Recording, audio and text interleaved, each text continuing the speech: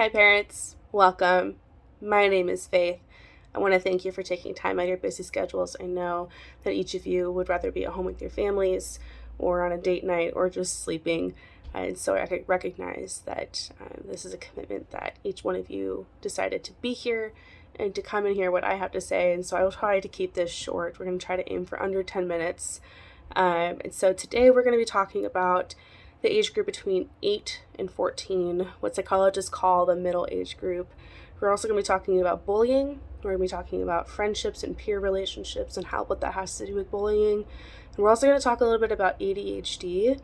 And at the end, I want to also give you some resources so that you can go home, you can study some more, and we can begin to really affect change and understand what's going on if you have a child who is involved with bullying. So I just want to jump right in. We're going to kick it off. You guys remember what it was like to be a kid, right? It's magical, it's exciting, it's entertaining, everything is new, the colors are brighter. If you're watching your kid, I'm sure it can be either really, really amazing to watch them connect and to learn new things and have friends and come home bustling about that, or sometimes it can be really discouraging and really painful to watch your kid walk through something really hard. So what do we know about kids from 8 to 14? We know that they want to be liked. We know that popularity has a high importance. We know that they want to make friends. We know that their friends that they choose have a lot of similarities. We know that they learn from their peers. And we know that as they form friend groups, then they start to identify themselves or others as either popular or unpopular, right? And so just studying through psychology, we've learned that there are two types of popular kid. There's the kind and trustworthy kid, and there's the athletic and cool kid. And then there are three types of the unpopular kid. One of them, that's the kid that kind of flies under the radar. He's neglected, not really rejected. And he or she isn't really at risk for bullying a whole lot.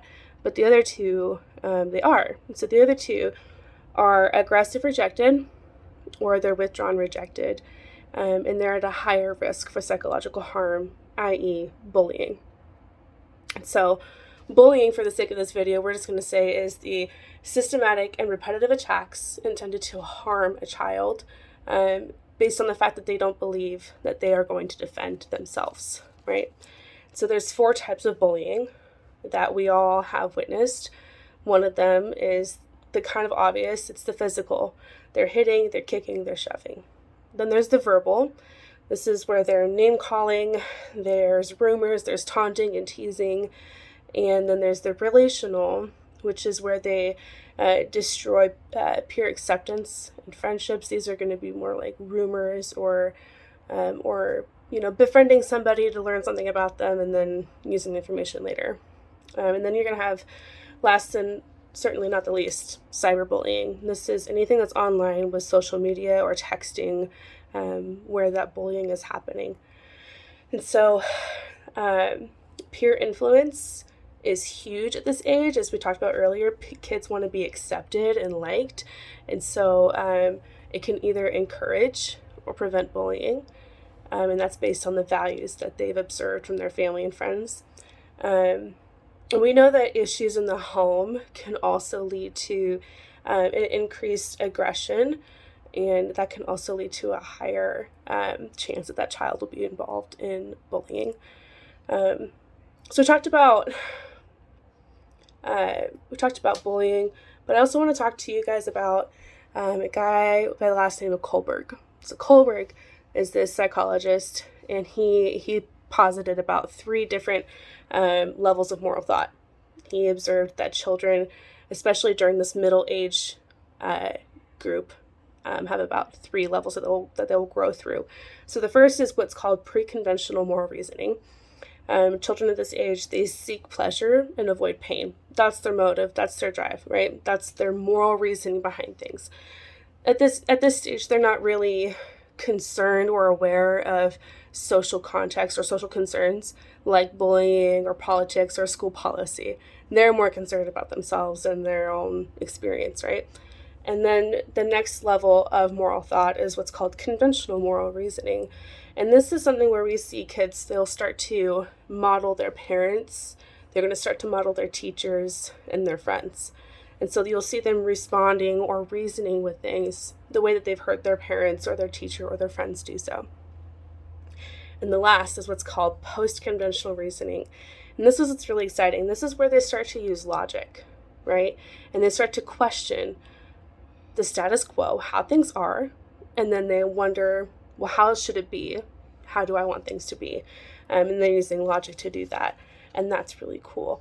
And so children who are involved in bullying are at an increased risk of depression, anxiety. They're going to struggle in school. They're going to have relationship struggles as well. And they're going to have a delayed development in morality and empathy. And we know that kids who are involved in or perpetrators of bullying often lack empathy. Just developmentally, they're a little bit delayed in that. And so, but the increase of bullying is also going to do that. But I want to talk specifically about kids who have ADHD. Kids who have ADHD are at a higher risk of being involved in bullying, either as a victim or a perpetrator. There's an article, and I'll link it in the description for you guys to read, but towards the end, it has a bunch of statistics. I encourage you to go and read it because it has way more information than I can fit in the next 2 minutes. But 46.9% of children and adolescents in this study were bully victims. And 16.2% in this study were perpetrators. And what's huge about this, and what struck a chord with me, is that it is more than double of the general population. Children who have ADHD are not just at a higher risk of bullying, it's double. And so as we think about bullying, as we think about our friends, and as we go into the school year, or the end of the school year, going into summer, I just want to present a couple of pieces of information. And then here I did some research, and I'm sure that you guys can find even more information. But there's this website called Lewis and Clark Library, and it is basically this hub for resources and information. Specifically, they have resources for bullying, for mental health. They have tools and resources for schools as well. And so if you go and you click on those links that are on the page, I'm gonna link it here.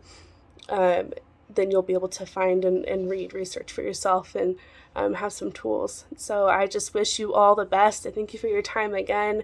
And I hope that if your child is involved in bullying, that these tools will help you and them to adjust and cope and learn. So God bless you. Thank you for your time.